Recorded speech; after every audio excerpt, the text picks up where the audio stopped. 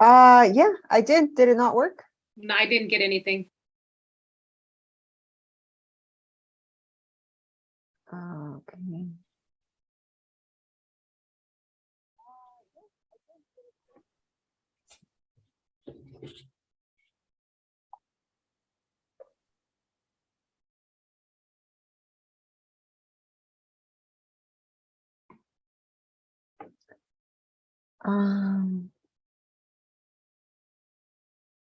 Maybe if you, Melina, maybe if you turn it off, on and off again. Oh, okay. I see what happened.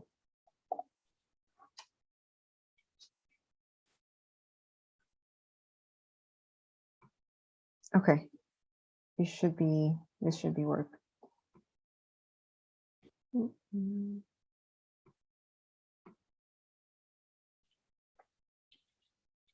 Did it add you? No, it usually something usually pops up on the screen and says you've been added as an interpreter, and it selects the language, but nothing has popped up. Yeah. For me anyway. Here we go.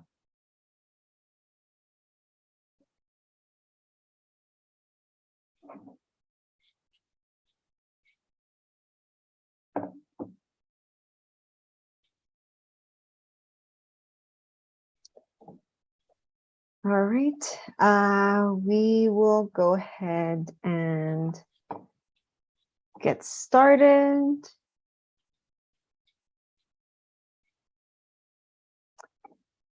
Thank you everyone for joining us tonight for the International Border CSC meeting. Muchas gracias a todos que nos unen hoy a la junta de la Grupo Internacional de Fronteras de CSC.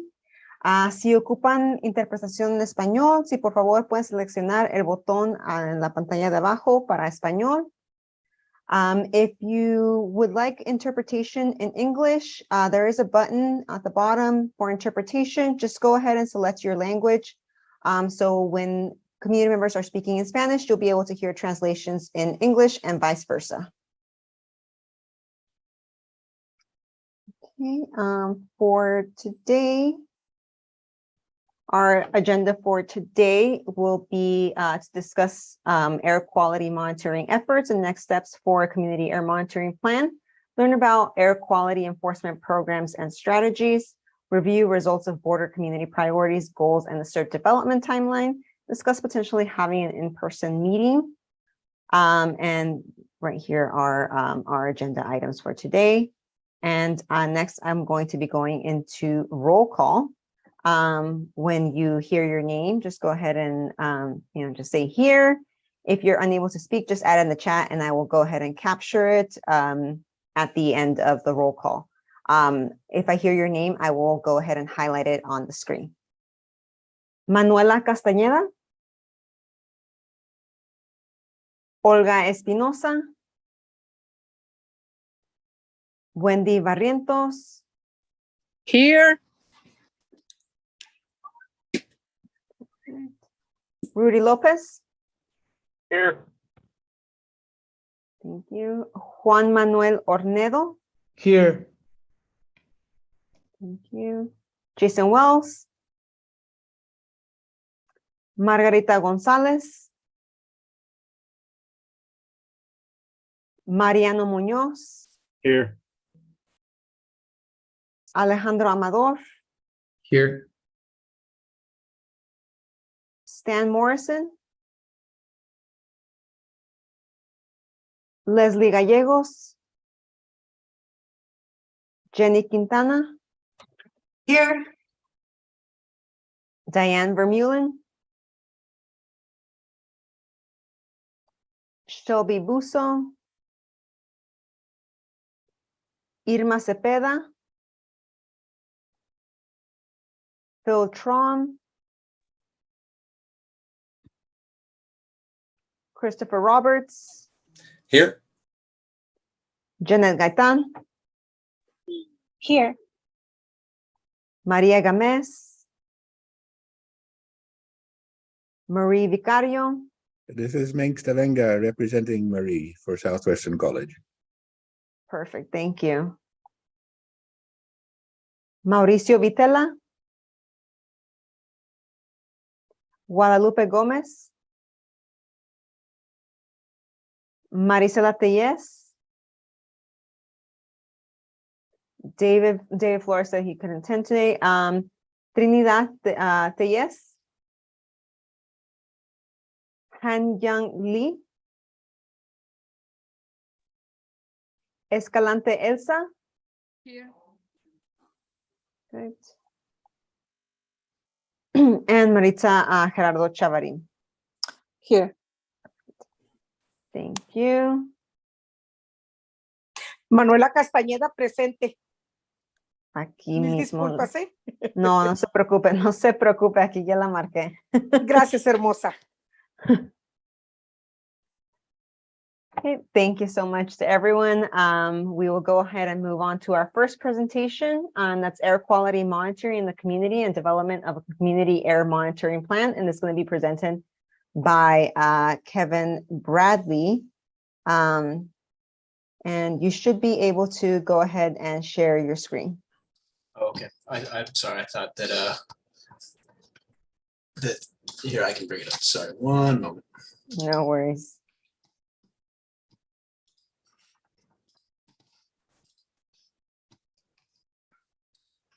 Okay. Let's see.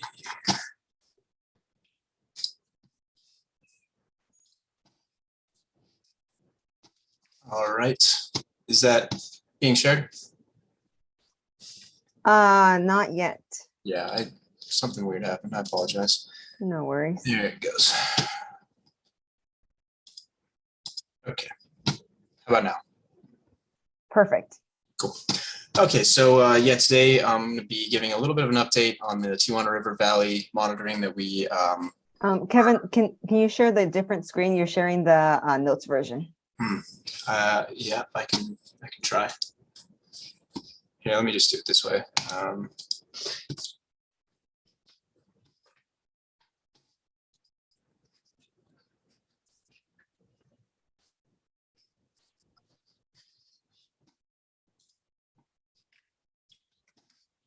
Well,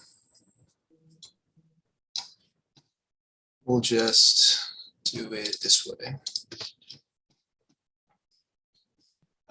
Yeah, I'm sorry. I'm not sure why it's jumping to the other side of the monitor, but anyway, so last month when we talked about the concerns of the community, many people mentioned the odor coming from the Tijuana River Valley. So we thought it'd be a good idea to update the community on what our plans are, what's kind of been done so far. So we're going to spend most of this presentation talking about that.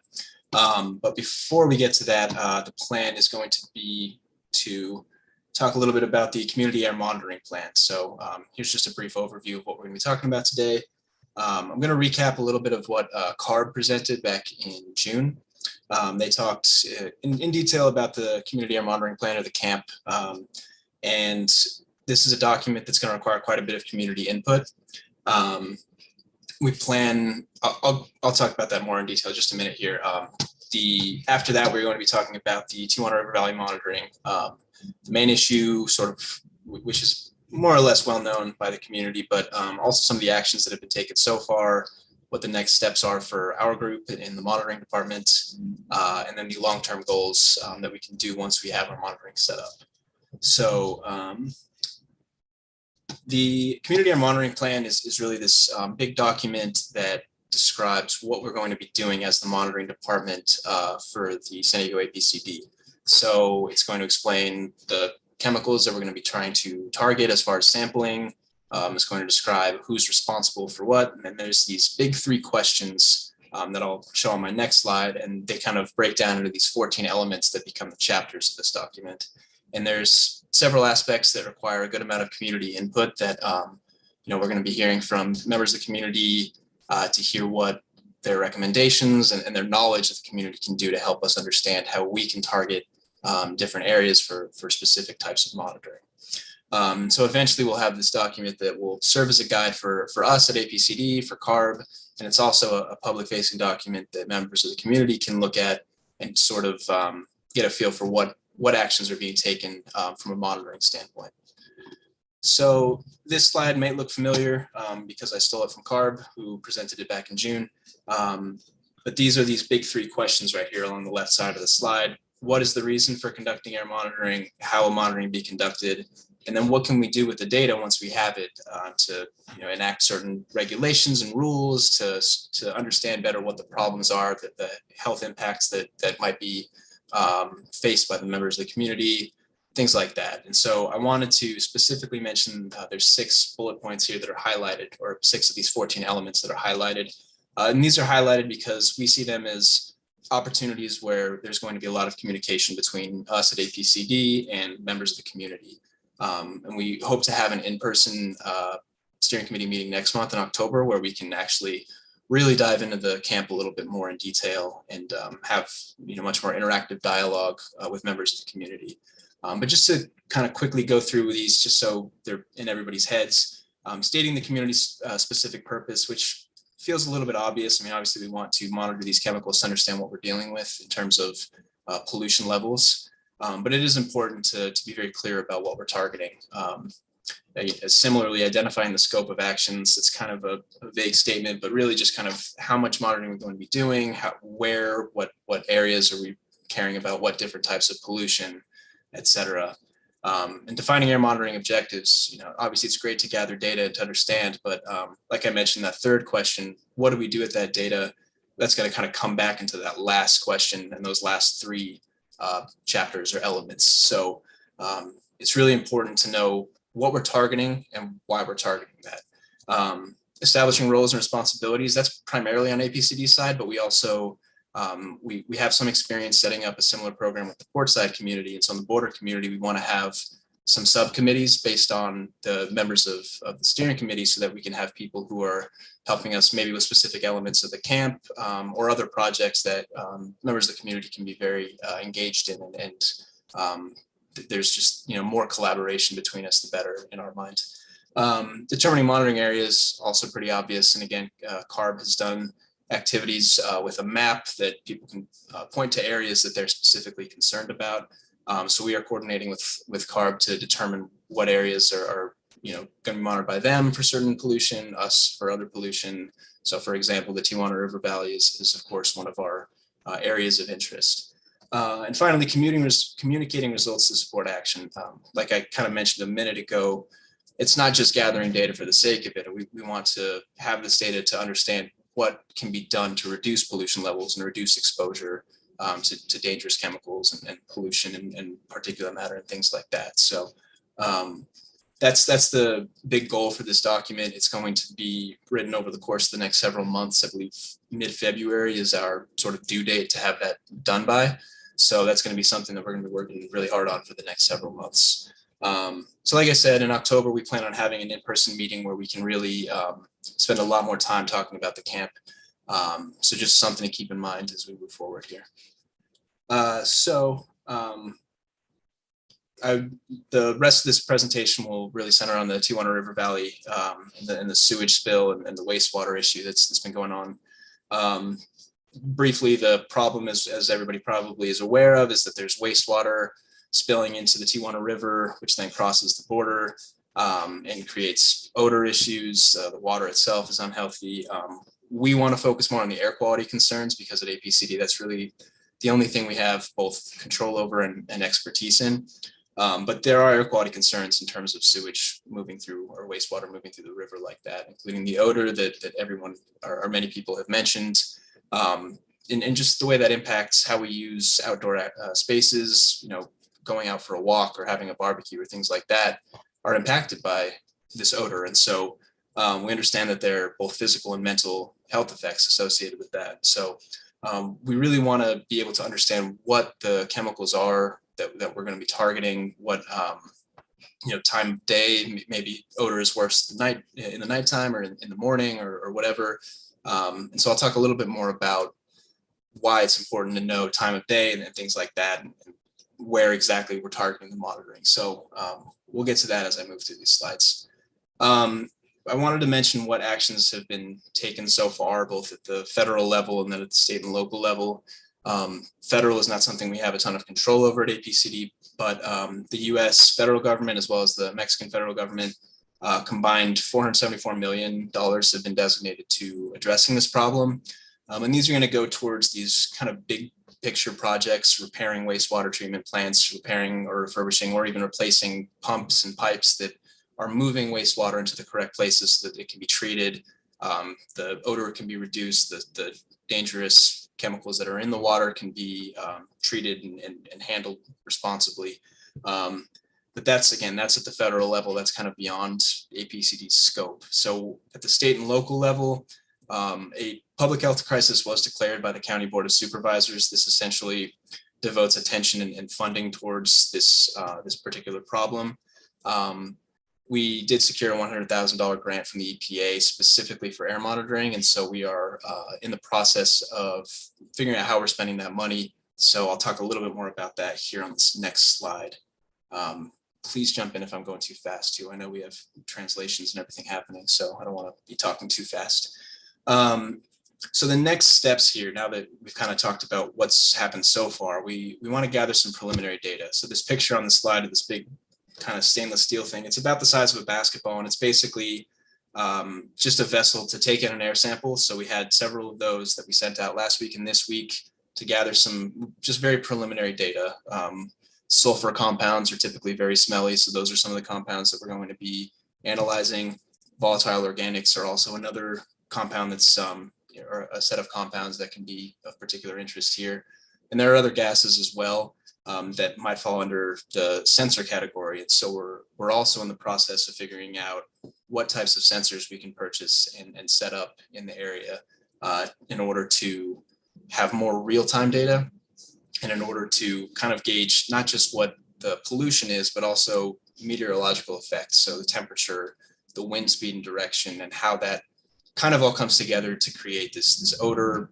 You know, what the long-term hope is there is that as we understand what the concentration levels are, where the wind's blowing, et cetera, we might be a little bit better about predicting when and where we might be running into issues.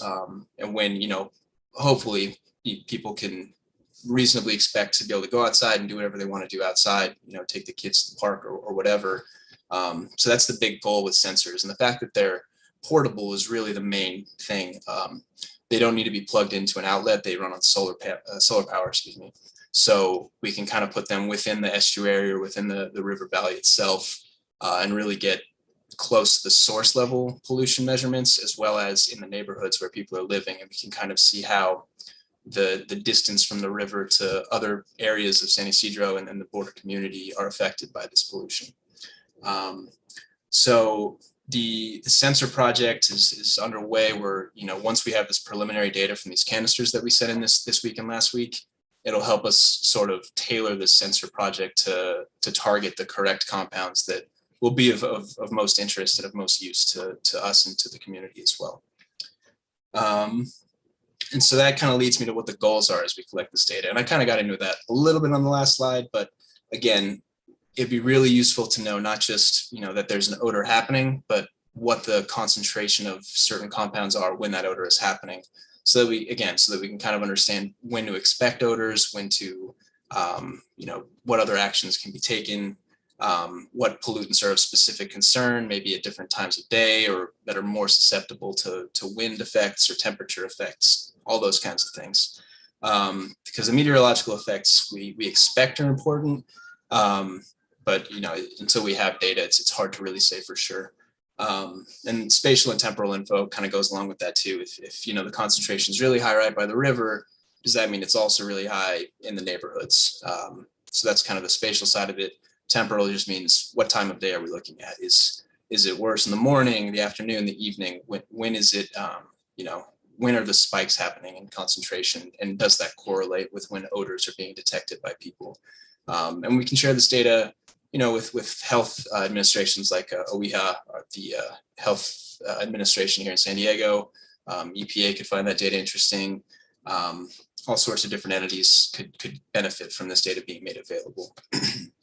I do want to mention that with odors, the human nose is actually incredibly sensitive to certain types of chemicals that, you know, you'll be able to smell something, and a even very sensitive instrument might not be able to pick it up, depending on what the chemical is. So that's part of why we're really trying to figure out which chemicals to target specifically so that we can gather useful information. So just to kind of recap what I went over here before we get to questions, we know that there's odor coming from wastewater contamination in the Tijuana River. There's these federal long-term projects to address the root cause of the issue. And so in the meantime at APCD, we want to understand a little bit about what's in the air, how that relates to what the odors that are being smelled are, things like that, gathering this data that can be very useful for understanding more about the problem and hopefully, just having the ability to alert the community about, what we're seeing in the air. And again, this data can have even more uses, some that we might not have even come up with yet. So as I'm going to open up to questions here, I just wanted to put contact information up. I know we had about a 20-minute block set aside for this presentation. So in case we run out of time, you can take down my email, David Soderman, the Chief of Monitoring, and Domingo Vigil, the Deputy Director. All of us are available for answering questions that the community may have related to this project and this problem. So I will stop there and let anybody who has questions to ask go ahead and ask away as we have enough time. Sorry, this is Domingo. If I may interject us for a little bit. Sure. For anybody who speaks Spanish, who has questions in Spanish that they would like to email afterwards, I speak Spanish, so you can email those to me. And given enough time, I might be able to decipher it, but I'll probably let Domingo handle that. So Jenny, please ask away. Hi, can you hear me? Yes. Oh, sorry. This is very exciting news about measuring contaminants in the river valley after so many years of residents' concerns. I guess I might had some just very practical questions. And one of them is, are you allowed to monitor across the border? Because sometimes it's very helpful to point a finger at a source if you can get upwind and downwind of the source. We had a brief email exchange that we're hoping to do some related types of monitoring in the river valley, and we were having trouble having our funding people allow us to sample over in Tijuana. And I was just curious if you had thought about that or had decided to just sample on the US side. That's a great question. I didn't speak with, I have his contact information written down, but he, one of the chemists that works for the, I think it's the Mexicali version of the Air Pollution Control District. We do have a contact that does air monitoring on the Mexican side of the border. I don't know that we have the authority ourselves at APCD to put monitoring up there. Domingo, you can correct me if I'm wrong. Yeah. No, we don't. You're right. I didn't think so. Okay.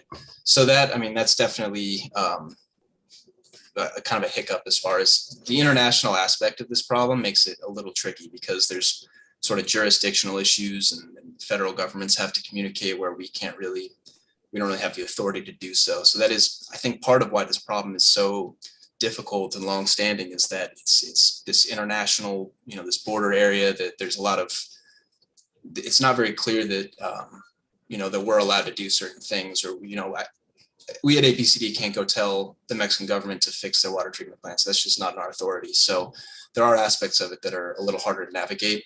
As far as monitoring on the Mexican side of the border, I believe they have purple air sensors, but those are specifically particulate matter, as far as I know.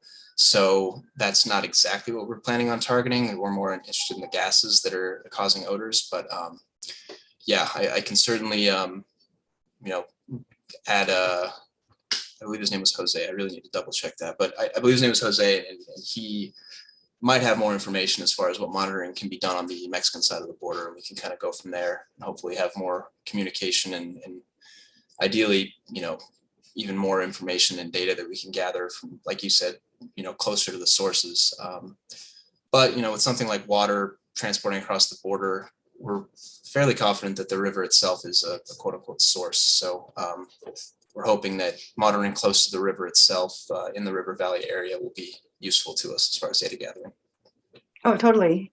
And then just in terms of the timeline, I know you got a grant, like, is there a certain time that you have to finish or spend the money or? I believe the money needs to be spent by September of 2023. I think, well, that's a quick time. That's a quick timeline. Yeah, well, the hope here is that because we have to, write the documentation at APCD to have to essentially put the sensor project out to bid, and we'll specify exactly what we need, in terms of all the technical aspects, how sensitive and how the power that it needs to be able to run on and all those kinds of things, that we can really tailor this proposal very specifically to what we need. And so that document is in the works, but again, we're kind of waiting. We just submitted these canisters for sampling just this week. So a little bit will depend on what the data we get from that is, and then we'll go from there. But yeah, I mean, this is a major priority for us as far as getting this monitoring started. Okay, I have more questions, but I know Mariano has his hand up and I don't want to take up too much time. I'll email you. Thank you. Cool, sounds good. Mariano? Hi. So I guess it was a question specifically about the canister samples.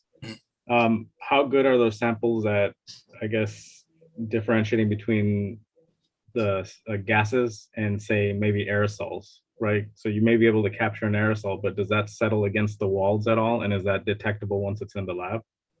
That's a really good question. The canisters are really specifically for types of gases. So the volatile organics there's a list of about 60 that are specifically targeted by that program. And then the sulfur compounds are a separate analysis from the same canister.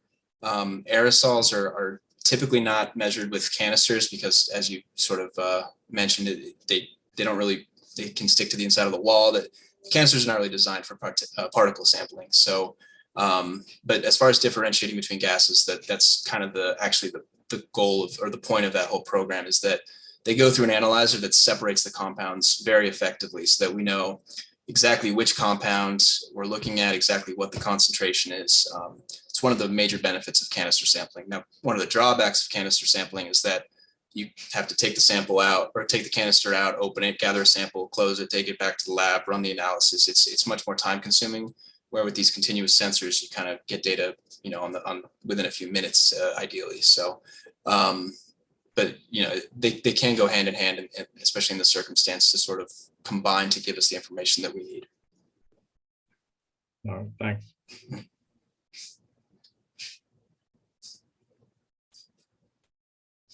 Okay, does anyone else have any other questions before we move on to the next presentation? Looks like I don't see any more hands raised. So thank you so much, Kevin, for your presentation, and thanks so much for working with the technical issues. Yep, really appreciate it. No problem. Yeah, thank you, everybody. We will move on to our next presentation, which is state and local compliance programs. What does the state and the local air district do to make sure businesses follow the rules to keep the air clean? And our first presenter will be from CARB, Linda Cedillo. Hi, thanks, Melina. I'll just take one moment to start sharing my screen and make sure that everyone can see it, okay? Sure, no problem.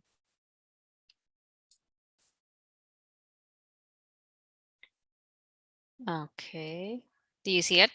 Yes. Okay, perfect. Let me open my talking points.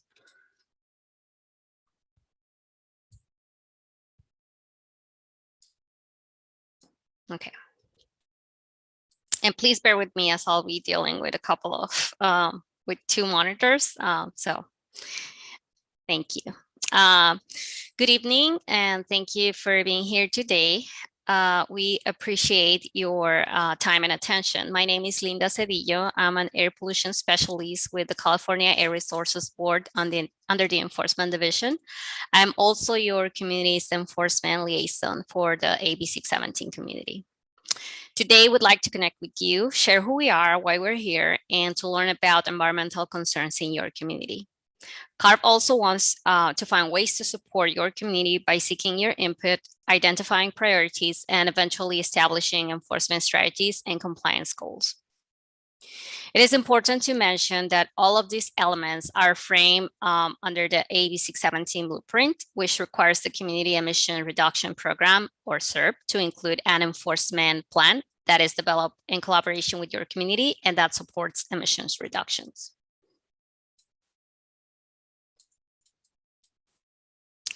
Let's start with a quick overview of the topics we'll cover today, which include CARB's responsibilities, enforcement programs, and strategies. We'll also take a look at the international border community enforcement history from CARB's perspective. And at the conclusion of both our and the district presentation, we'll have an exercise to learn more about your current enforcement priorities.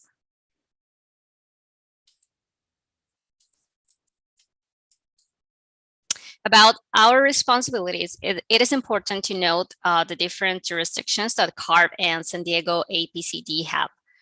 CARB is responsible for protecting communities from the harmful effects of air pollution and for leading actions to fight climate change. We also oversee the air pollution control efforts in California to attain and maintain health-based air quality standards.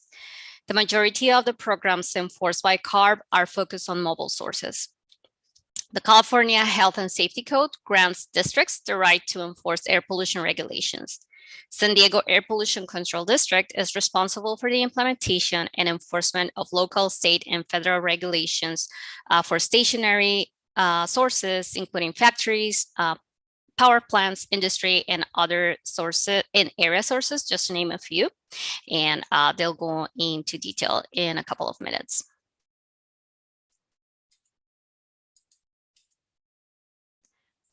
CARB achieves the purpose of protecting public health by implementing various enforcement programs, which are summarized in this slide. At the forefront, we aim to build partnership with community groups that allow us to better understand environmental concerns and challenges in the area. CARB will canvass areas of concern to identify environmental issues in your community and potential actions to address them. We also enforce compliance with air pollution control regulations for mobile sources, as previously mentioned, require fleets to upgrade to the cleanest vehicles and engines, assess compliance rates, and determine relevant locations for enhanced enforcement activities. This slide is just a snapshot of the many important air quality regulations that we currently enforce. These rules are the ones that we've made and implemented for the past 20 years. We've mentioned that we are mostly in charge of enforcing regulations related to mobile sources, consumer products, area-wide sources, as well, fuels and climate programs.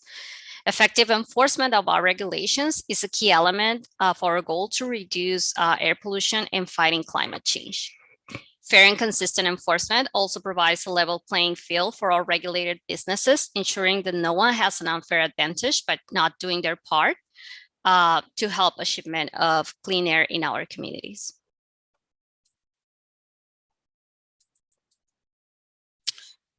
CARB has partnered with San Diego Air Pollution Control District to implement and enforce regulations, providing support or delegating authority by using memorandums of understanding listed here. These MOUs allow inspections of mobile sources to occur along with permitted stationary equipment.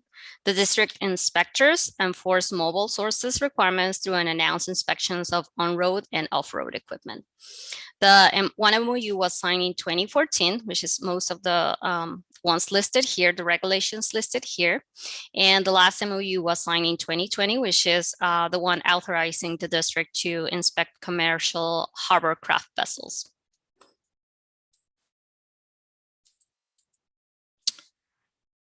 CARB has developed specific enforcement strategies based on regulations and community input, which are displayed in this slide.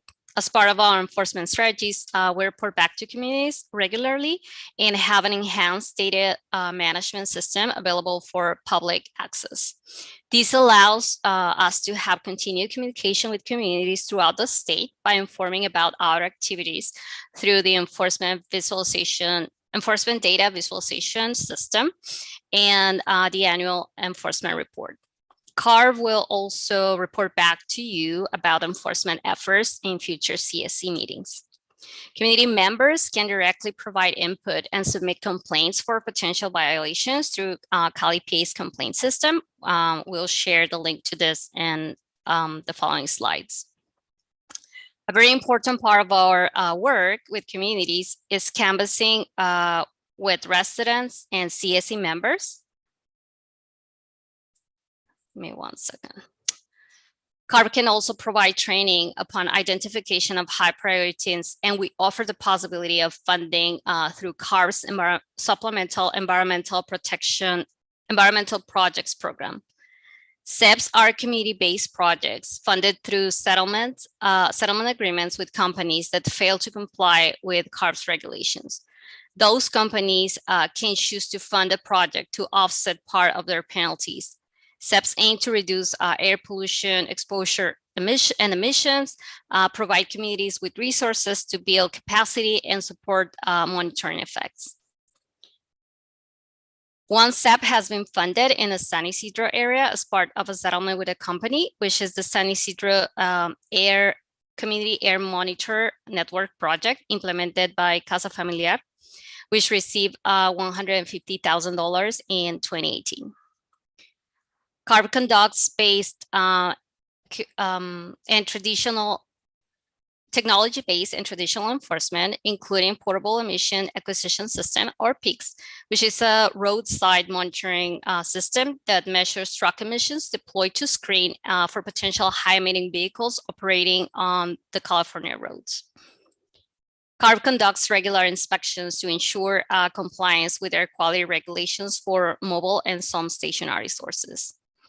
Updates to current enforcement strategies in your community will be considered when you provide your input. And last but not least, CARB has worked with community members to distribute signs to discourage idling at locations identified by local residents. This has been a successful strategy implemented in coordination with San Diego APCD at the Portside community, and it's available for your community too.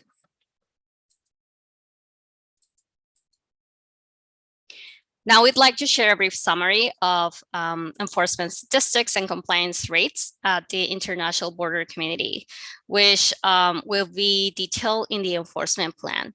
It is important to note that compliance rates reflect results from our inspections and enforcement activities conducted by CARB on mobile sources in the past 3 years at specific locations. CARB has conducted an average of 1,700 inspections per year with an average rate of 98% for diesel programs enforced in your community. To clarify and better understand this information, note that the violation related to emissions means that there was an actual release of pollutants to the atmosphere, and the non-emission violations are related to administrative procedures, for example, the use of valid stickers, registration papers, or Linda, sorry for the interruption. If you can maybe slow down just a little bit so that our translators can capture all the sorry about information. that. Sorry about that. Thank you. No, thank you. Thank you for letting me know. Okay, I'll pause more. Okay, so again, to clarify and better understand this information, know that the violation related to emissions means that an actual release of pollutants at the atmosphere occurred, and non-emissions violations are related to administrative procedures. For example, the use of valid stickers, registration papers, or record keeping. We acknowledge that high compliance rates displayed here are not all-encompassing and may not reflect what you experience in your community.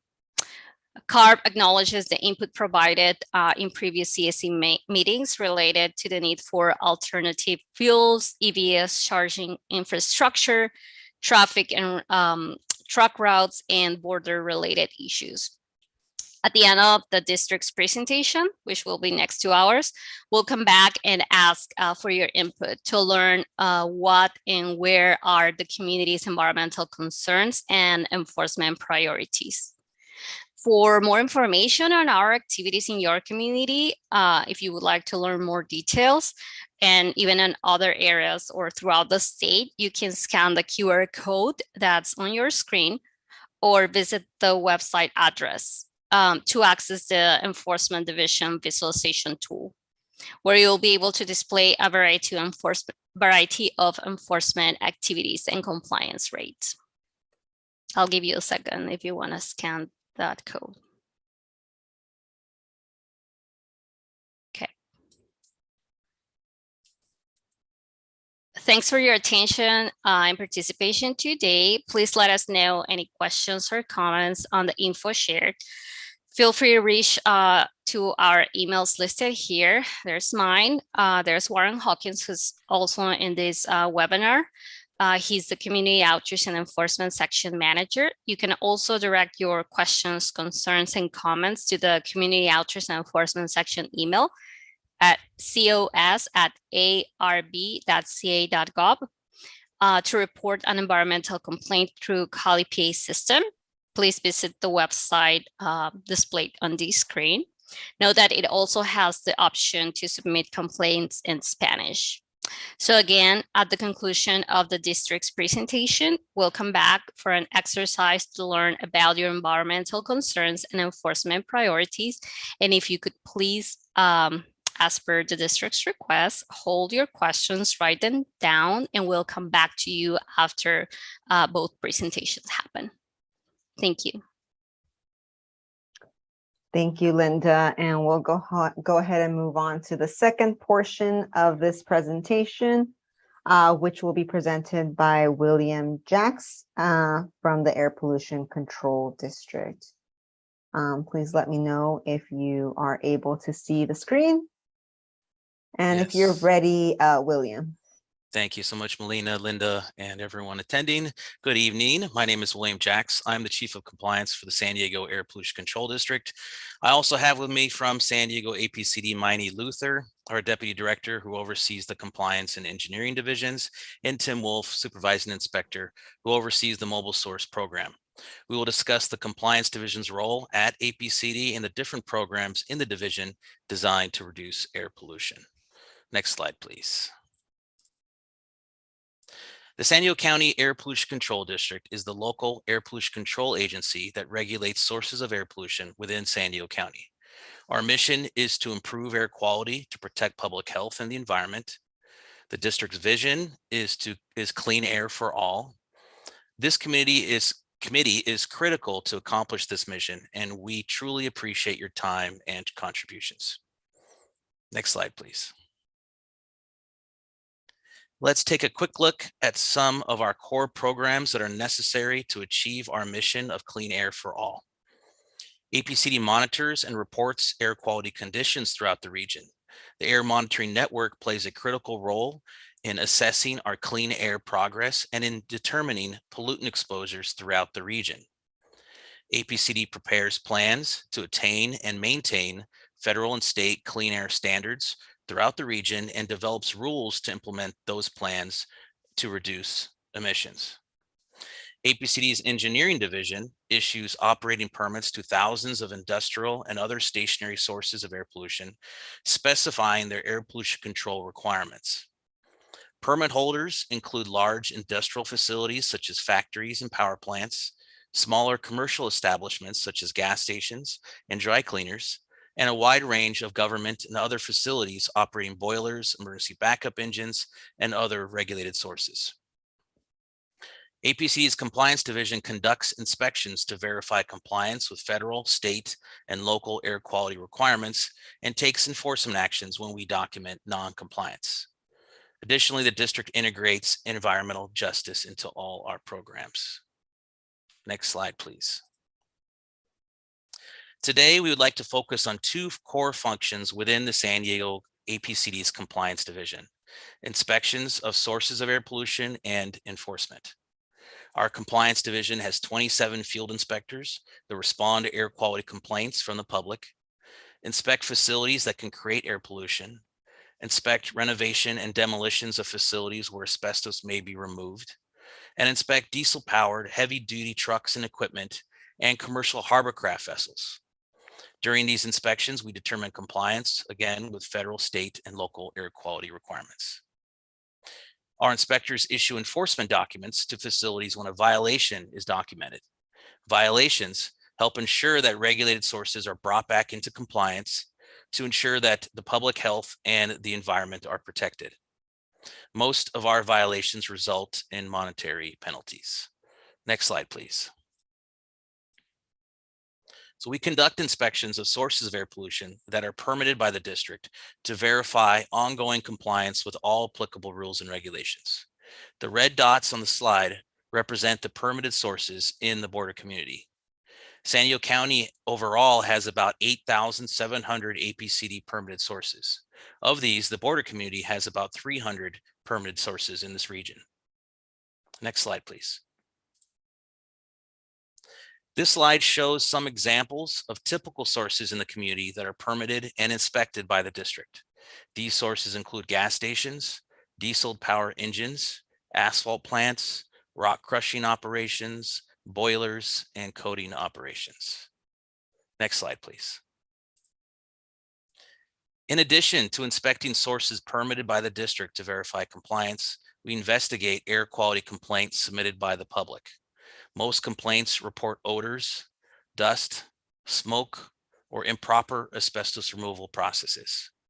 On average, field inspectors investigate complaints within 24 hours and take enforcement actions when a violation of air quality regulations is documented. Next slide, please.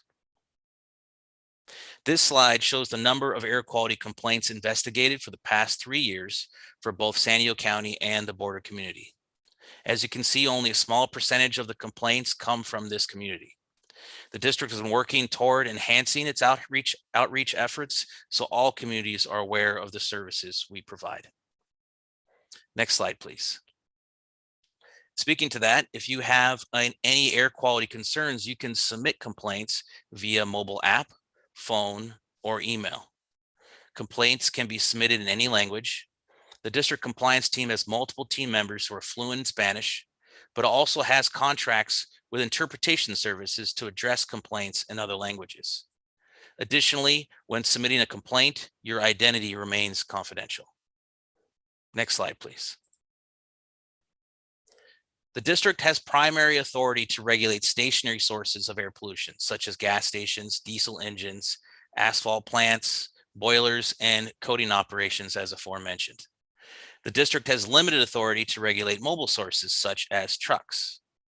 However, as Linda stated, the district signed a memorandum of understanding, or MOU, with the California Air Resources Board to gain authority to enforce diesel heavy trucks, buses, and harbor craft vessels, such as fishing vessels, ferries, excursion vessels, and tugboats, so we could do more in this area of mobile source. This opportunity also includes off-road vehicles such as bulldozers, forklifts, and other equipment found at construction sites. We conduct mobile source inspections at CHP weigh stations, construction sites, ports, residential areas for idling issues, and cold storage facilities. Currently, the district has the most comprehensive air district mobile source program in the state. We would like to acknowledge CARB's collaboration during the development of this program. The collaboration between CARB and San Diego APCD has enabled more progress in reducing mobile source emissions. Next slide, please. So why does this matter? I'd like to briefly discuss why the mobile source program is so critical to protect public health and the environment. As shown by the graphs on your left, the mobile sources produce significant emissions of pollutants that increase ozone or smog. Exposure to ozone can result in multiple respiratory diseases.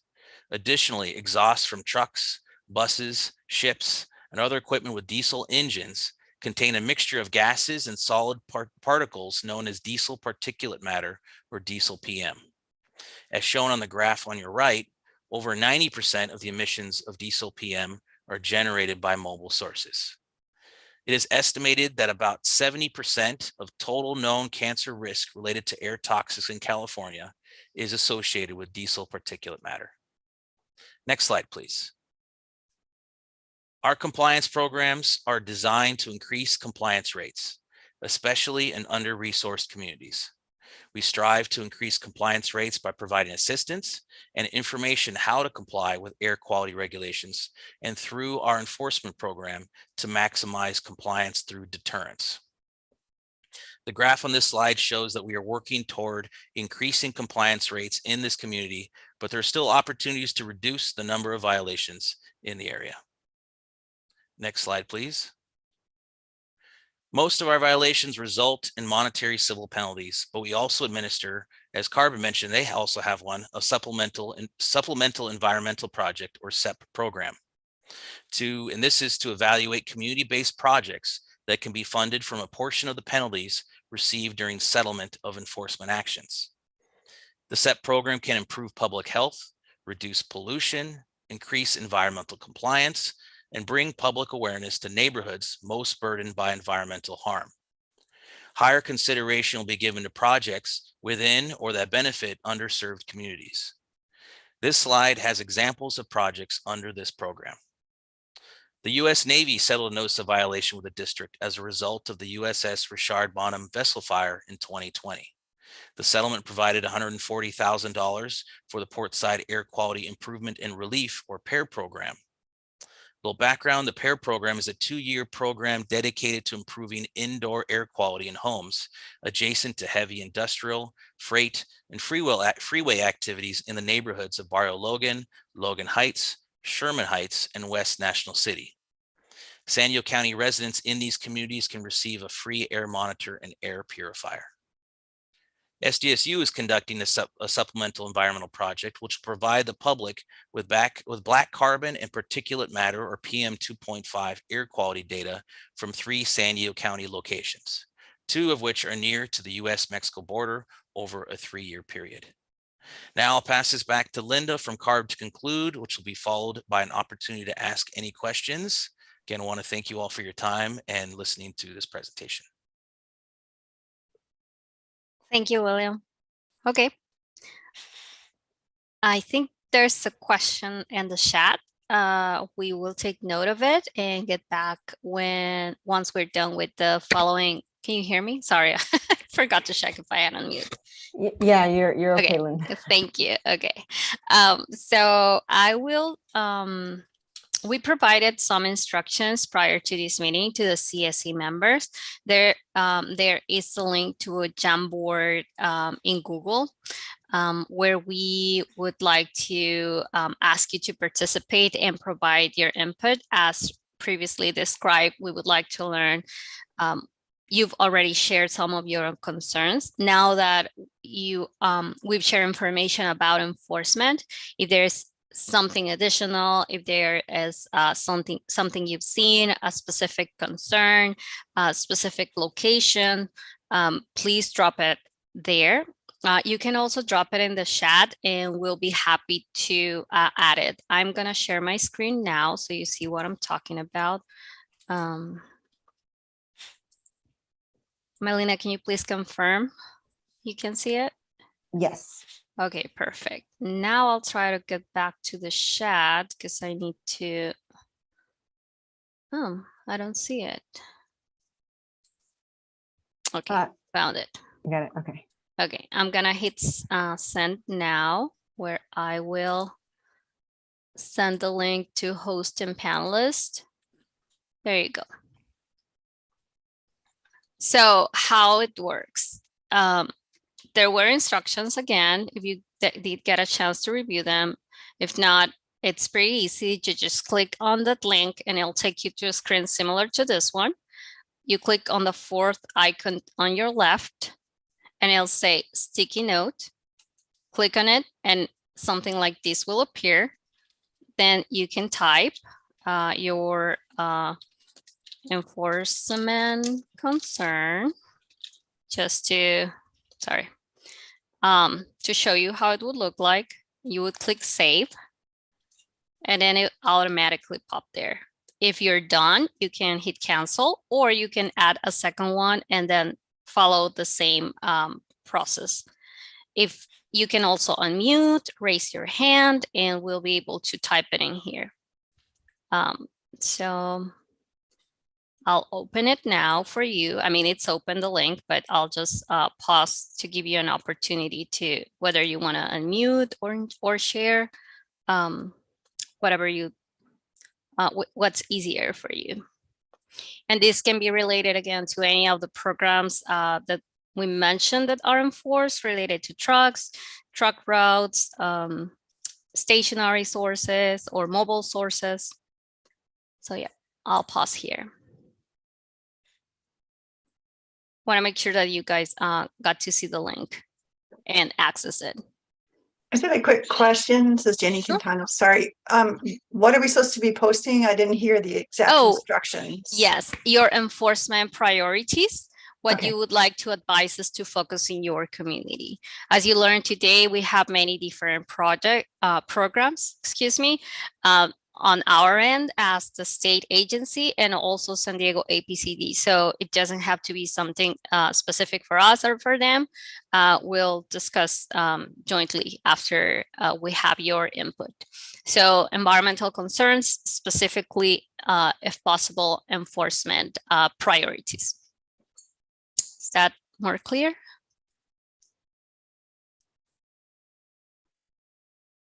If you want to type in the chat, if you want to send like a private message, that's fine too.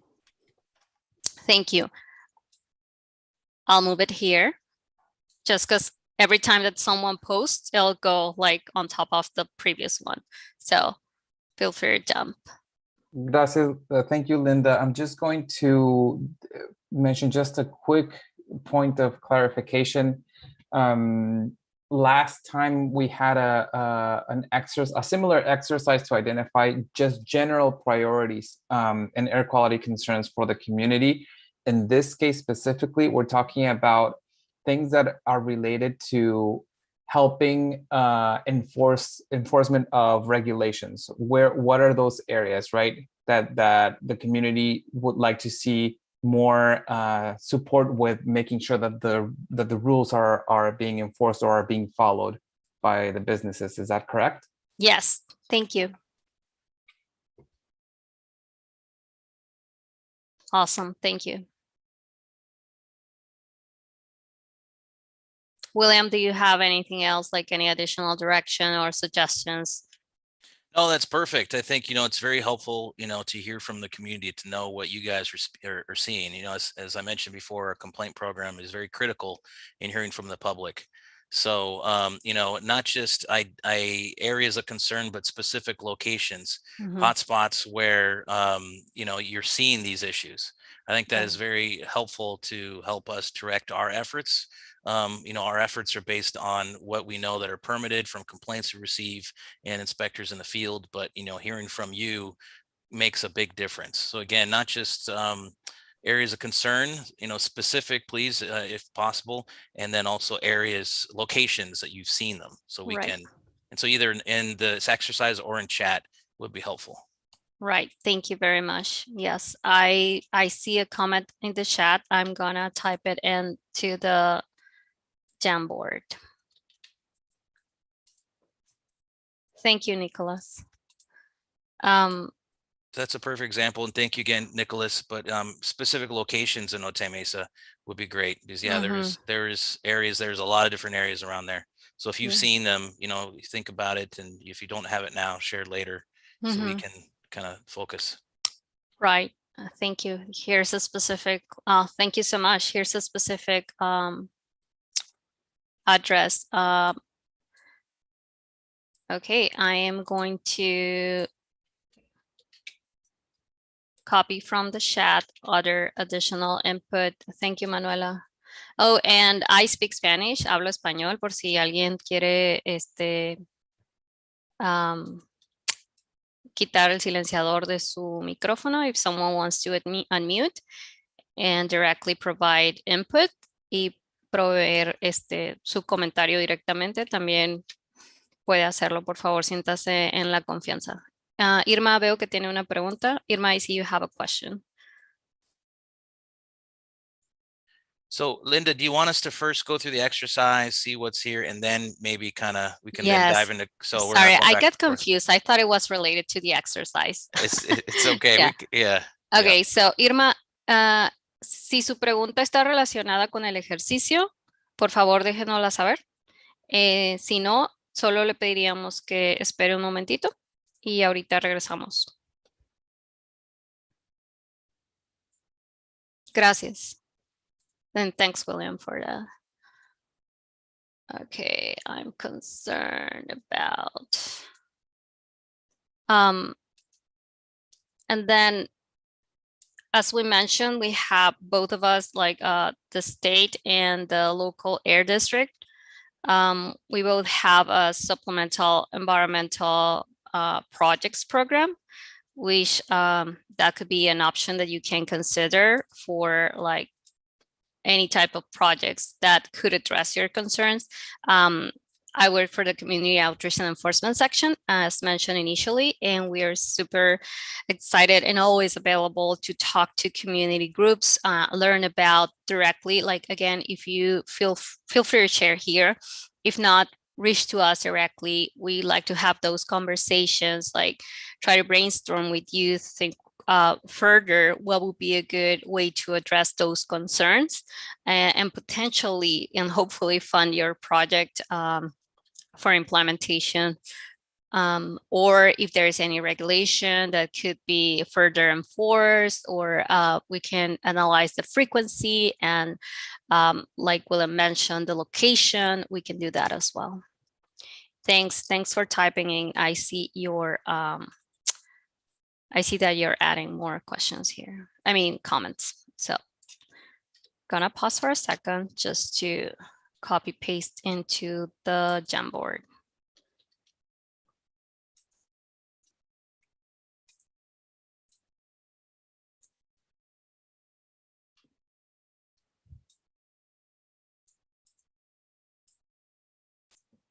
And Linda, we'll have a list of all these in the Jamboard Thank you. after, right? Yes. Great. If I assumed. Thank you. A list of the what? I'm sorry. Of all the postings. Oh yeah. Yeah. We'll save a screenshot just in case, because this obviously can be deleted after everyone has the. That's my fear. Actually, I'm gonna hit print screen now. And OCAP, I just wanted to ask / remind you if you could help me with the chat. If there's anything else that pops up, that would be great if you could help us out. Thank you. Okay. I think I already typed this about the animals. Yes. Okay. Tengo una pregunta. Sí, dígame.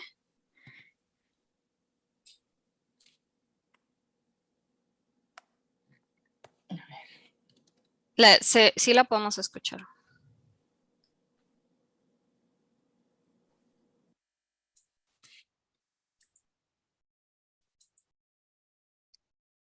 Manuela, if you can please unmute yourself, si se por favor, puede seleccionar el botón para que pueda hablar.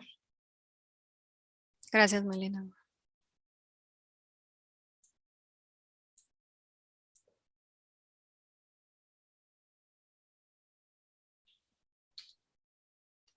I don't think Manuela is aware that she's on mute. Yeah, or maybe she muted back. Oh, she lowered her hand. Okay, good. And we'll have time for questions after this. So maybe we can get back to Manuela and Irma. I'll just make a note here. And then Linda, this Yes. will be translated both in English and Spanish, the different comments, correct? Right. Once we gather today's input from the CSE members, we'll put this in, we'll save a copy just to keep record, and also have like a clean version where everything's translated to Spanish and English. And so for our access and for the community to have access to it as well. Thank you. Of course. Thank you. I'm just double checking. OCAP, are you there? Liliana, Andrea, just can you help me out with the chat just to make sure that I'm not missing any of the comments from the community, that I posted everything? Yep, you're like actually too quick for me, so no worries. No. Thank you. And I was gonna suggest, like, so the community, the Spanish speaking community doesn't have to wait for, you know, the translated version of this. Do you guys plan to read these out loud and you know, kind of depending on the time, I mean, it wouldn't be a long wait. We can share these absolutely tomorrow, because we would like to allow time for questions. So I also want to add, I see Irma's comment on there. There is the city of San Diego has because I know she mentioned the animals getting run over, and that's smelling. There is you can go ahead and use the Get It Done app and that will go to the city of San Diego, and they will have animal removal services come through. Okay. Yep. So are we And ready? yep. Are we ready to go through some of these? I am Perfect, just right. going back to check because I am seeing some on the There's some chat that additional. were not here yet. So Sorry. sorry about that. Yeah, I think, oh no, wait, it's the same. Okay, Irma, I I think we, captured. Yeah, it looks Mhm. like you captured all of it. okay, perfect. Just the last one, let me double check that we have it. Just want to make sure that no one's missing. Me preocupa el tráfico de la construcción, hacer conocimiento y conciencia en las escuelas. I think that one I missed to add. Okay. Cool. Yep. Awesome. We really appreciate your input. And yeah, does that work? William, Melina, Domingo, is that okay if we translate and immediately share this with you tomorrow morning so you can share with the rest of the CSC so we can move to questions now? Yeah, not a problem. Okay, perfect. And again, please feel free to contact us. The link will continue to be open for, I think we agreed till the end of this week. If you want to come back and type something in, feel free to do. And always our phone lines are open, or if you want to contact us via email, that'll be great too. So thank you. I'll stop sharing now. Back to you. I'll open it to questions, I guess, now. Well, I think, Linda, that what this has Yeah. kind of developed into, I think, some lists of concerns, and then also a hybrid with questions. So You're right. maybe we should just go through real quick some of the comments here and just, kind of make sure that everyone's questions are addressed. That's we fine. We'll have to wait. And then my thought is to get this list so here at the district and CARB can kind of go through and see what we can do, long term on perfect. some of the stuff. Mhm. I'm gonna try to just group the ones that are questions so it's easier for us to go through them. Do you see any other questions? I'll just place them here on top.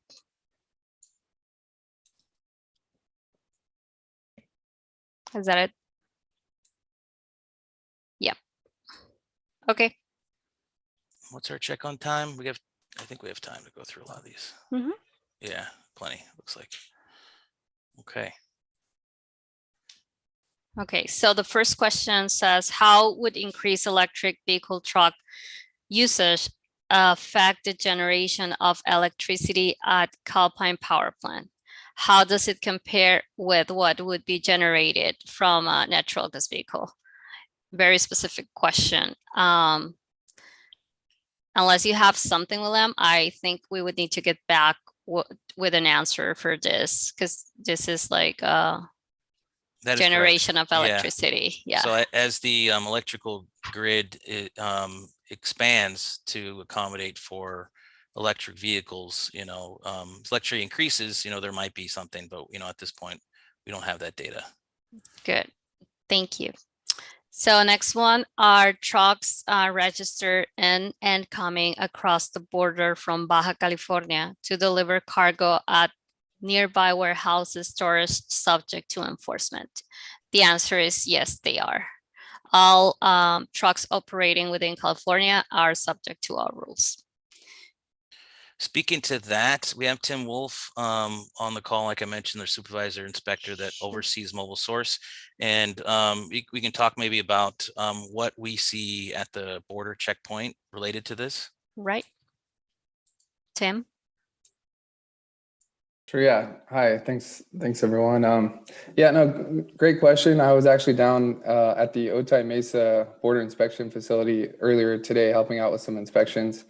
And so yeah, we do see a lot of trucks coming in that have dual registrations, or they're registered in Baja and also in California. A lot of the companies are based in Baja, and so they come through. And they are subject to, all of the same regulations. And so we inspect them pretty often. A lot of the trucks, we're out there several times a month, and sometimes we pull over the same trucks and we're checking for smoke. We measure smoke opacity. We make sure that they have newer engines, and we look at the diesel particulate filters, make sure they're in good operating condition, and we look for emission control information as well. So yeah, we know that there is a lot of truck traffic coming in across the border, and we do target that area for inspections. Thank you. Thanks, Tim. Yeah, and I might as well cover the someone had a question about the 1497 Piper Ranch, and Oh, yeah. I'm familiar with that location too. It is I think there's a truck stop there, and there's an area, a large parking area behind the I think there's a gas station, and there's a lot of idling trucks out there, and so we know that there's a lot of truck traffic in that area, and we have done inspections in the past. We've set up roadside inspections, and we also have gone in there to look for idling trucks. And that is something that we haven't, I'm not sure if we've done that recently, but that's something maybe we could work with Linda and CARB, Air Resources Board, to set up some more inspections in that area. Right. Yes. Thank you. I think there's another location, looks like the warehouse, Amazon, the Enrico Fermi Bridge. Yeah, yep. So I'm familiar with that location too, and we actually did quite a few inspections of the when they were building the warehouses, right, and that particular warehouse, of the construction equipment. And we did do an inspection last year with CARB staff, and I think we showed up unannounced, and we inspected several different trucks, in that area. So we are familiar with that facility too. Okay, thank you. Moving to the next question, how much of the diesel particulate matter comes from construction vehicles or off-road vehicles? I was wondering about patrol activities specifically. Again, the percentage, I don't have that handy, but we can for sure address this when we summarize the questions and comments, unless if there's someone else that has within CARB or the local or district that has a percentage for this. Otherwise, we will be happy to get back to you with a more concrete answer. I think there was a recent post that says, Jenny, at the May 22nd steering committee meeting, CARB estimated diesel PM. Oh, thank you. From off-road mobile equipment at 4.4 Let me move this here. tons per year. Okay, And this thank is you. in slide 7. So thank you for that. Perfect. Thank you very much, William, for addressing it. Sorry, I'm getting lost with the sticky notes. Do you see any other questions that I might have missed? Yeah, it's talked about open burning activities. I know you do not enforce, but maybe binational efforts to have clean air for all on both sides of the border. And Tim, you might recall more of this, but I mean, we do have obviously received odors from the Tijuana River Valley, which we, have worked with EPA and forwarded such things. But open burning from Tijuana, that we don't get those too often, but that is something definitely we can, follow up and, working with EPA on this, if it, and follow up regarding. Tim, do you have any more on that? No, I don't for open burning. I know when I'm working down there, I do have seen, small, what looks like, burns and smoke that will, cross the border. And so I know it's happening there, but I don't think we've received a lot of complaints about it. And, it'd be difficult for us to control any of those burns unless we had some kind of partnership with, an organization in Tijuana. Absolutely. And freight trains passing through the community at night. I know we've definitely seen these type of complaints going through downtown and Portside. Was this question or this comment related to something in this community? Because again, I don't recall complaints related to that. So definitely be interested if you're seeing this in this area, or what you're referring to specifically.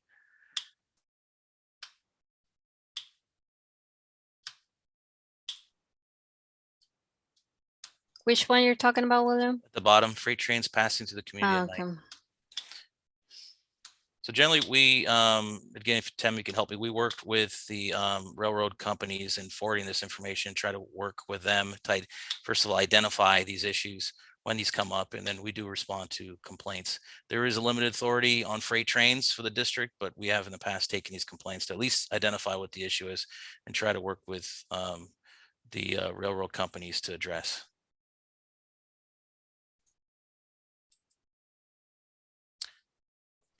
Money to help buy old polluting cars off the road. Is hard to buy cars now. So I'm not as familiar with this project, but there are incentives program. There is a recent program that's being developed related to this. So we can provide more information. I don't want to misspeak because I don't oversee this specifically, but there is some recent development related to that. So that's fortuitous you brought that up. Yeah. And I think the rest I'll need help is it's in Spanish, Yeah, unfortunately. I can read them out. Just about these, like it's not related to specifically cars for private use, but just as a side note, we've funded through the Supplemental Environmental Projects Program the replacement of diesel buses to electric buses in South Coast. So that's also an option that you could consider.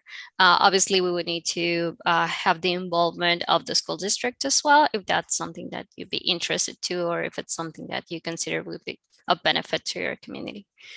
And I can go to the Spanish ones. Do you want me to read it in English or Spanish? Melina, what's the preference?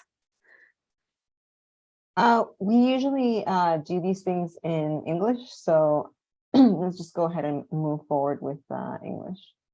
Directly in English? Okay, 1 second to translate. Pollution, noise pollution, and Oh, if motors. it's too challenging, just go ahead and proceed with Spanish, and the translators can translate to Thank you. English. Yeah, Okay. sorry about that.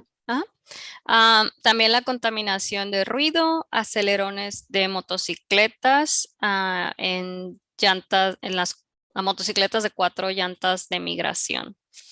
Creo que esta también, bueno, estas tienen que ver, this has to do with border issues. So this specific one, it's about border patrol, I assume.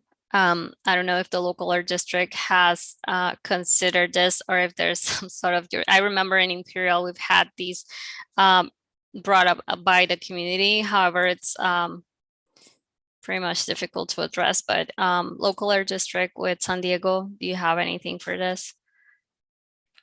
So in generally for motorcycles on the road, we don't have that authority to regulate specifically. But you know, if this is, you know, again, if this is a concern, an ongoing concern, you know, we can always, you know, work with. Yeah, and the thing is, thank you, William. Another important element to consider is that the approach that CARB and will work with San Diego to be on the same page throughout the implementation of the strategies that emerged from this exercise, is that even elements that are not specifically related to air pollution or that are not directly under our jurisdiction, we can always find ways to help the community address them. So we'll do our best to do that. Again, we would like to acknowledge all of your comments. Obviously, we won't have the answer probably to a lot of this tonight, but this is a great start of the conversation. And we really appreciate your input. I'll go through the rest of the Spanish comments. Just wanted to make sure that we reassure you that this is the beginning of the conversation again. We'll go back and put this in like a good order, share back with you, have conversations internally within CARB and with the district to find out the best ways to address your concerns. Yeah, definitely there's noise pollution. I see contaminated soil in there as well, other things. So, you know, specifically, again, we have authority to potentially over, I mean, depending on the source, over air pollution only. So if there's noise pollution or soil, I know it's can be very confusing for residents to see who does what. But there was the city of San Diego, it was referenced Get It Done app. You can submit complaints that way. If you do submit complaints to the district, we could help to refer, those to other Right. agencies. I also see Christopher Roberts' hands up. His hand's probably getting tired. Yeah. Yeah. No, I was really curious about this question about Calpine. I just want to walk you through a little bit what my thought process is to see if there's like an error in logic there. I mean, obviously the point of this steering committee is to help, San Isidro, Otay Mesa. Calpine is located in Otay Mesa and provides, a lion's share of energy beyond those borders. So if everyone is transitioning to electric trucks or electric vehicles, and Calpine is providing that energy and burning natural gas, are we basically holding the environmental damage in San Isidro and Otay to do that? Would we be better off if the vehicle itself burned the natural gas? Is there a loss of energy when you charge a vehicle with natural gas with Calpine? Like, what does that generation formula look like? I'm really curious about that. I know SDG&E has looked into this related. I've heard conversations related to this to some extent, but yeah, it related to the specifics that you're asking. Again, Christopher, thank you for the question. It's a very good question. We don't have the answer tonight, but I think as it's slowly developing where things are transitioning electrical vehicles, but as the world changes and develops, that I think that's a very relevant question to see how power plants handle this. And then we are definitely looking into more renewable sources, and as we do, these questions are important, so we can make sure that we know all the impacts. Yeah. Right, and I know the goal is when they will have enough renewable sources to where we won't have to use Calpine, but we're still far off, especially with that increase in infrastructure for the grid to charging these large Class 8 electric trucks. We're gonna have the largest batteries we've ever seen. It's a lot, and if throughout those decades where we're transitioning to that, is Otay Mesa and San Isidro going to be inhaling that natural gas that's being burned at Calpine? Thank you for that. Thank you. I added a sticky note to consider and get back to you with an answer to all the CSC members. Thank you. I added another comment in Spanish. I'll just read it out. And I think we have a couple of them here. I'll just align them and real quick go over them. So first is, it says, me preocupa la construcción de apartamentos aquí en San Isidro, traerán más tráfico, contaminación. So construction of new apartments. This sounds like new developments. We can look at it and see how it could look like if there is obviously a background study for when it was permitted. We can also look at, I'm just giving ideas on what can be done. This is obviously not the final answer to your concerns, but if there are any routes that could potentially be evaluated for modification, if there are like any truck routes, we can start to work with you on that. But thank you for that question. And then jump a little bit on that. Sorry. No worries. The district. So you mentioned construction of apartments, and whenever there's construction, there's usually demolition of another potentially. So as I mentioned before, the removal of asbestos. So demolition is something that the San Diego APC regulates. So if anyone sees active, removal or demolition of buildings, that's something that we would be interested in hearing about. And then, during the construction phase, there's many times off-road equipment, bulldozers and and similar equipment that we could also investigate to see if they're compliance. Thanks, William. I'll go to the next one. Hacer del conocimiento y conciencia de la contaminación al momento de tener el motor encendido cuando están en espera de los niños en las escuelas. This is related. I'm sorry, Linda. I'm sorry to interrupt you. We are actually already over time on this section. So if we can go ahead and wrap up. Thank you. Please. Just quick 30 seconds to address this. Please know that, like we mentioned, CARB works with San Diego Air District on its coordinating on the posting of no idling signs for schools as well. So this is something that we could definitely talk about when we get back to you, or if you want to contact us with more specific locations, that would be great. There is then- one question that I think board member Medina has included in the chat. Okay. Which William? Sure, let is me read this. APCD able to comment and even set conditions for future development in the Otay Mesa area that may have air quality impacts? Hi, this is Domingo Vigil. I'm happy to take that question. We don't have jurisdiction over land use. That falls under the different jurisdictions, the different cities in the county. However, we have the ability to comment in terms of the planning efforts. So that's something that we can take a look at.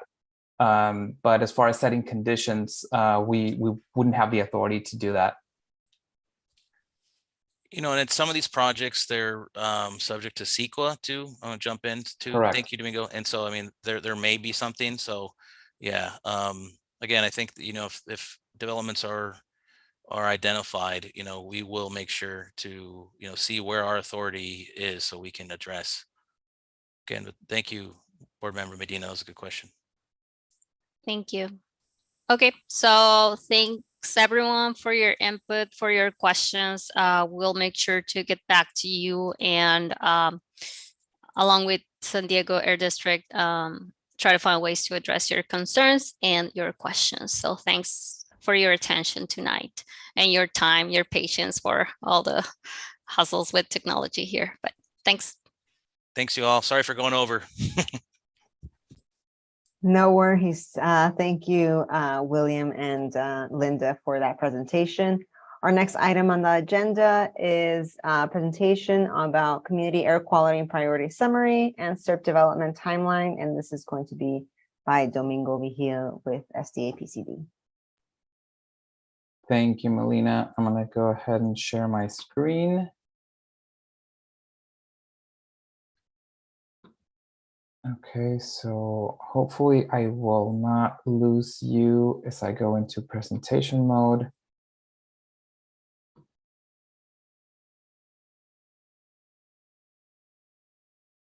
Just bear with me for a second.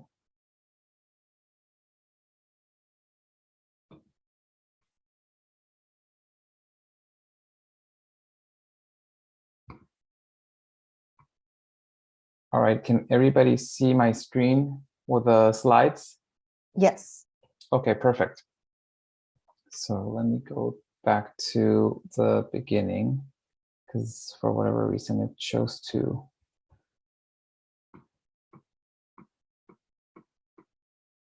Okay, here we go. So I would like to just touch base very quickly on the exercise that we had last time we met in September regarding the air quality priorities and concerns in the community. And then I will also touch briefly on the overall timeline for developing our community emissions reduction plan, also known as SERP. So you will hear that acronym SERP mentioned a lot throughout. SERP is basically that plan that will allow us to identify strategies to reduce air pollution in the community. So as you may recall, last time we met, we had this, we went through this exercise similar to what we did today regarding enforcement, but last time we were talking in general about priorities for the community and areas of concern. I took all the notes that we had last time, sort of clean things up a little bit and reorganize it. And this is the mural that you see on the screen is what came out of that exercise. We will be publishing that on our website, but I just wanted to show that image to remind everybody where the priorities that I will talk about came from. And so in the next slides, I will present just a summary of the main themes of those areas of concern or priorities in general for air quality in the community. So when it came down to mobile sources, most of the comments centered along the border crossing traffic, mention of long wait times to cross the border and vehicles idling while they wait emit a lot of pollution, and so that was one of the main concerns that we heard about. Also, heavy duty trucks and pollution coming from heavy duty trucks, traffic generated by warehouses, and also traffic generated by the outlets at Las Americas in San Isidro. And also there was some mention about CBP activity from their off-road vehicles. So those were just some of the main concerns that we heard, or areas of priority that we heard last time regarding mobile sources. As far as stationary sources go, there was just a very general comment regarding toxic emissions, specifically referring to metals coming from stationary sources. In terms of land use, it was very tied to what we heard from border wait times. It was concerns regarding the ports of entry and the exposure that people have to emissions generated by vehicles waiting to cross the border, and looking for separation between people and vehicles. As all of you know, this is a very complex issue because we're dealing with an international border and with land uses on both sides of that international border in terms of the logistics of how the port of entry is managed. So that is something that will will certainly take some time and effort to explore, and we're happy to have those conversations, but just wanted to flag that for everybody, that this is something that obviously will concern our neighbors south of the border. Also, expansion of warehouses and what that impact might look like for the communities that could be affected by such expansions. Also, need for improved mobility, identifying other options to get around that are not limited to vehicles, so things like walking and cycling. And along those lines, the safety for places to walk and bike and just exercise in general. And then also talking about mitigation strategies like urban greening and physical barriers that would separate sensitive receptors from the sources of pollution. And then in just more general categories, we had also an area of important concern, the odors from the Tijuana River Valley, learning about potential health effects, and also need for monitoring, which fortunately, as we heard from my colleague Kevin earlier today, we are able to start conducting some monitoring activity in that area, and we will continue to bring information back to this group to keep everybody up to date. And then there was also mention of mitigation strategies and an interest in air purifiers. That is also something that that is actually a measure that we are implementing in the Portside community, which is one of our other communities that was selected under this program. And we are currently implementing an air purifier program where members of the community are able to access these air purifiers. So that is something that we can certainly explore to include in the plan for this community. So going back to the plan, to the SERP, this is a general timeline that we've developed just to give everybody a sense of what's happening, what's going to happen, and when we can expect to have a community emissions reduction plan. It will take a lot of work from not just the agencies responsible for implementing this, but also from all of you in the steering committee, because this process is really centered around what the community wants and what the community needs. So we will be coming to you, and we will be partnering with you to develop this document, to get your input and to hear from you, to guide us in terms of what are some of the things that are most important for the community to include as we look at opportunities to improve air quality. So we are currently at the tail end of actually maybe today or tomorrow, we are at the very end of the summer season. So during this time, since the community was elected in February, we established a public process to ensure that there was engagement from different community members and from different organizations. We formed the steering committee and adopted a charter that guides how we conduct our meetings and the process by which we are going to develop this plan. We have started working on the community profile, just trying to understand not just the characteristics of the community, but also hearing from all of you. These types of exercises are very important for us because they really help us inform what's in your mind, what are some of the concerns that you have, and what are some of the areas where we can collaborate with you and address those concerns.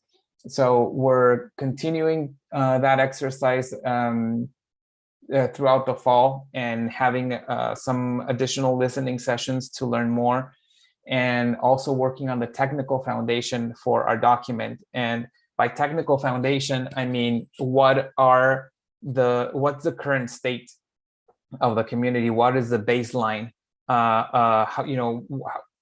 What are the emissions looking like currently? As you may recall, in one of our earlier meetings, we had the California Resources Board present a preliminary emissions inventory, just informing what the makeup of the air quality was in the community, where some of the emissions were coming from, and explaining the different sources of pollution. The team will continue to refine that emissions inventory, and that will be incorporated into our plan to set a baseline and see where do we go from here. What are some of the goals that we can establish to reduce emissions? So that gets into the next point there on the timeline of developing targets and strategies. So once we form this full profile and understanding of the community, what are some of the air quality goals and targets that we'd like to set for the community? And when I say we, I really mean you, all the community members and residents. Also identifying proximity-based goals. And what this means is really taking a look at those most sensitive receptors, looking at schools or other areas where there might be more focus on reducing emissions around those facilities or those receptors. And then finally, a very big piece and one of the central pieces of the document will be the development of strategies to reduce emissions. What are some of the different things, the different actions that all of the agencies around the table can work on and can collaborate on to make sure that we see emission reductions in the community? And as we work on all those strategies, we will work on an implementation schedule. In general terms, the plan will be implemented over the next 5 years, but that doesn't mean that our work stops there. It just means that we'll have a good base for assessing how the different actions that we took made any progress or changes in the community's air quality. And we will continue to track and work to collaborate with different organizations to make sure that all the emission reductions that we hopefully achieve with the plan are sustained. As part of this whole process, we will also be working on an enforcement plan. And that's part of what you saw in the exercise today, is trying to inform what the priorities are from the community in terms of making sure that the different regulated entities follow the rules, and what are some of the areas of concern or where the community would like to see an emphasis in enforcement. Then we will, once we have all of these strategies and planning efforts in place, we want to establish metrics to make sure that we have a way of measuring success and tracking progress towards our goals. As with all of the plans, we have to go through a CEQA analysis to make sure that our plan complies with the California Environmental Quality Act. We don't anticipate that that will be a long process, as this is a planning document that will likely not be subject to CEQA, but it's also something that we need to make sure that we go through. The final goal is to have a document with all of these components that can be approved by all of you. And then we'll take that document to our board at APCD for their approval. And then subsequently, we will submit it to the state, to California Air Resources Board for their board's approval. And we're hoping that all of that can happen a year from now in autumn of 2023. So I'll take a pause here. I think that's actually the end of my presentation. So if there's any questions, if there are any questions, I'd be happy to answer them. And I'm just going to leave that slide on the screen just so that anybody can refer to it if that helps. We just have a comment from Jenny who's saying that this is a very tight timeline. It is, and actually, and that's a great comment. You know, the actual requirement per AB 617 to develop these plans is to have them adopted in a year after the community has been selected. So with this timeline, we are already stretching beyond that time frame.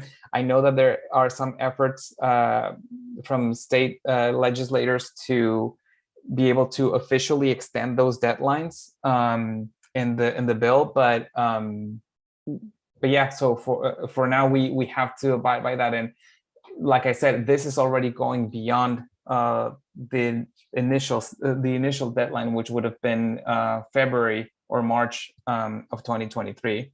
So we have to move fast, but we want to make sure that, I think what's most important is that we get it right, and that we do it right, and that we have a process where the community really feels informed about what's happening, and that also informs the effort that we're trying to work on. So that's really at the center of us developing this longer process or longer timeline. But I agree, it's still ambitious.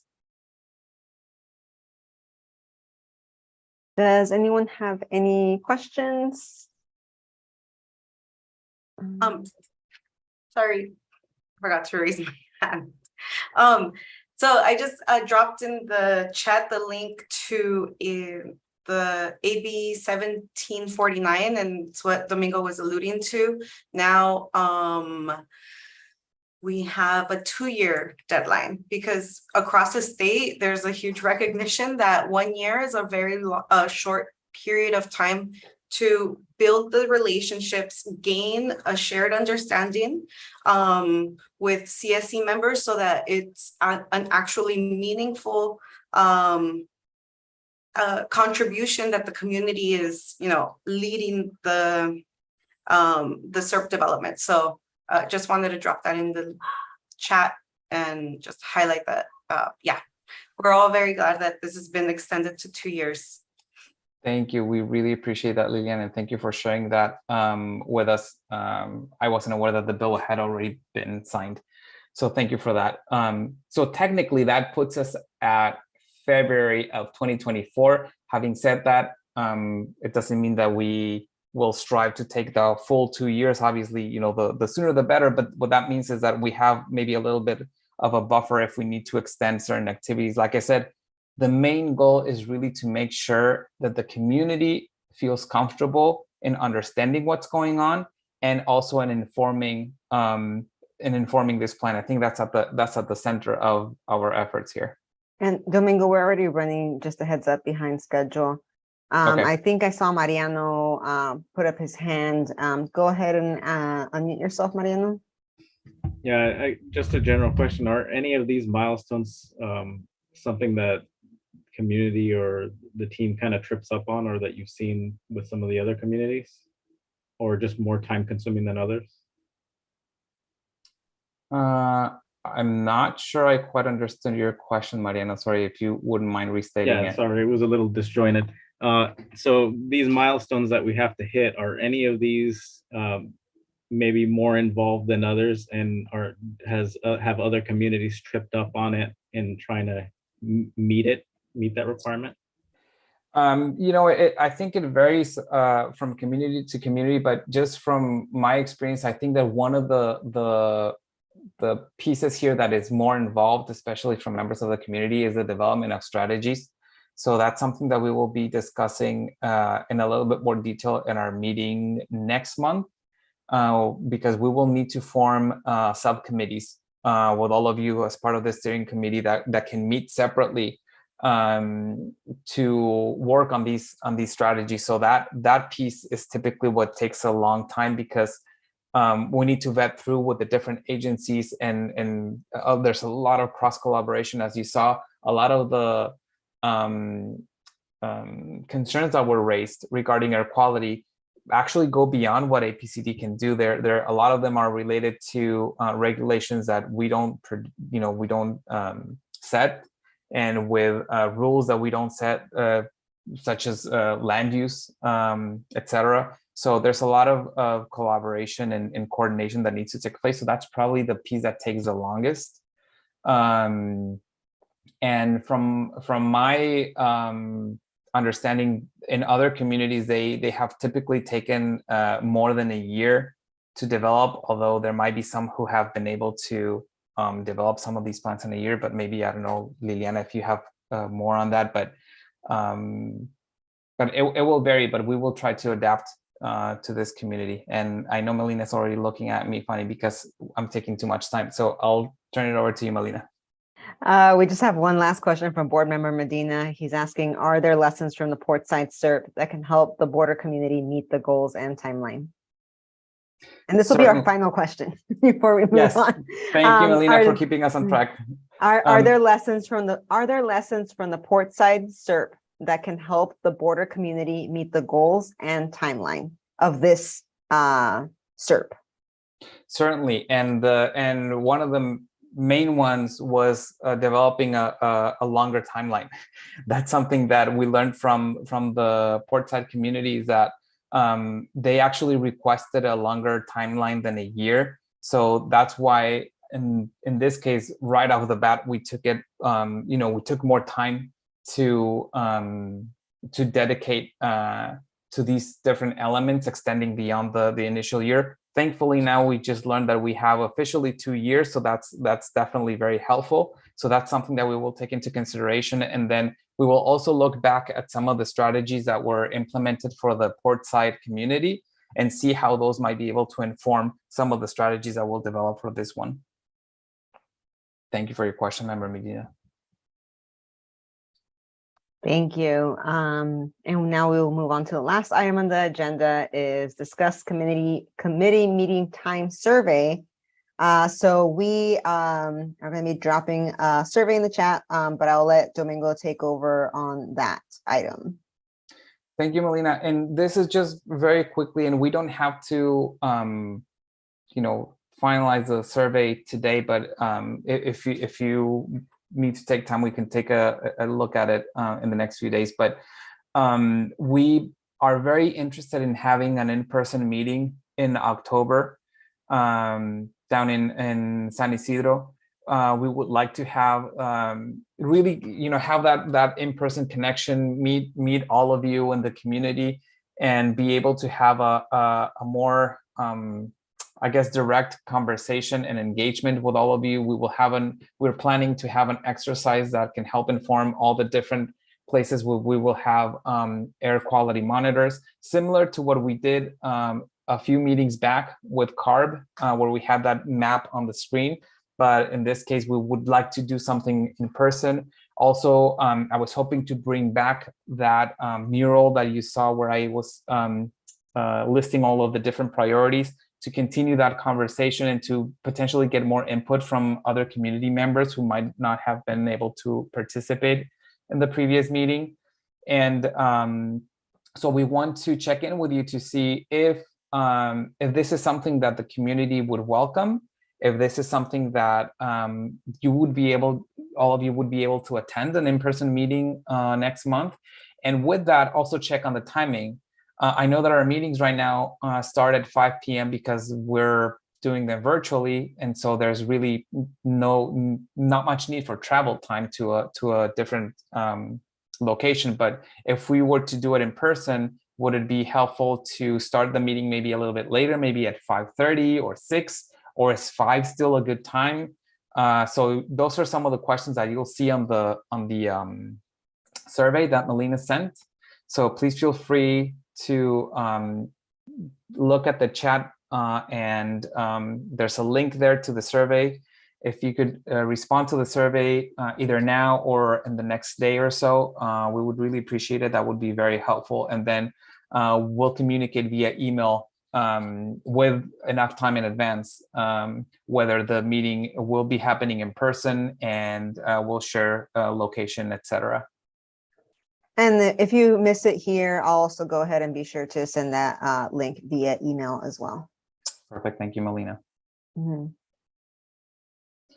I don't know if there are any initial reactions to that or any comment on that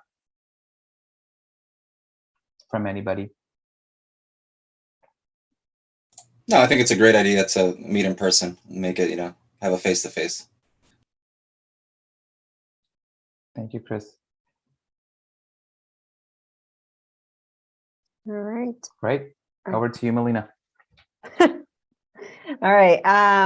This would be concluding our meeting. I just have one quick announcement that David Flores sent when he said that he was unable to attend today's meeting, but he wanted to make sure that all the members know that October 5th is Clean Air Day, and there will be an evening that will be set together with, like, it's going to be kind of like a round table with Supervisor Nora Vargas, Leanne Randolph from CARB, Paula Forbes, which is the APCD director, Diane Takborian from EHC, Lisa Cuestas from Casa Familiar, and Sandy Naranjo, which is one of our port commissioners.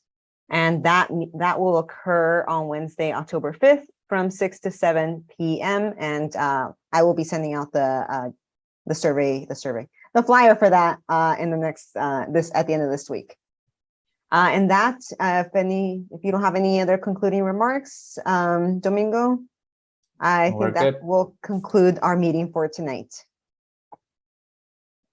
Thank you. Have a great evening. Thank you all. Thank you, everybody. Buenas Good night, noches. Gracias a todos. Thank you. Gracias. Okay. Muy Thank you buena very much. información. Gracias.